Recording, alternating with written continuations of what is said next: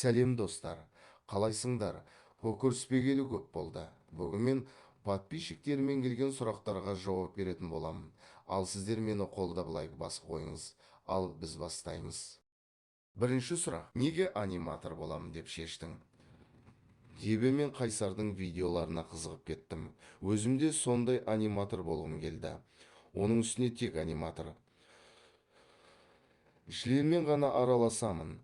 Қазір онша сурет сала алмасам да аниматормын, хе-хе. Екінші сұрақ: сен гейсің ба? Прикол емес. Мен гей емеспін. Жай ғана майланған. Хатшок еркектерді жақсы көремін. Қызың бар ма?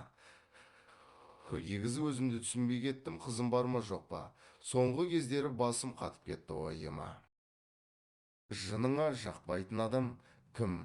Мен қазір ешкімнен кек сақтап жүрген жоқпын, бірақ мені жек көретін адам болса мен оны жек көремін. Мысалы рет: қандай ютуберлерді қарайсың? Арын атап шыға алмаймын, бірақ осы адамдар. Төрткүл ауланамын, білмесең қысқаша ақпарат.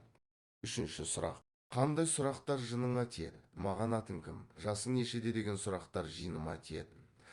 Сенде ютубқа деген желание бар ма? Желанием сарқылып бара жатыр. Сондықтан мені бағалаңыздар. Төртінші сұрақ: неге атыңды Нұрберген деп өзгерттіңіздер? Ешқандай сыры жоқ, жай ғана атым мен тегімнің қосындысы.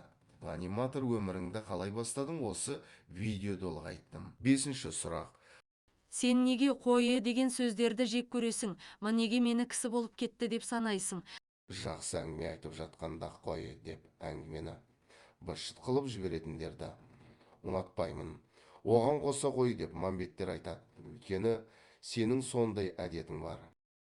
Ал достар, видео қысқаша болса да қызық болды деген ойдамын. Ал ендеше келесі видеода кездескенше. Чао.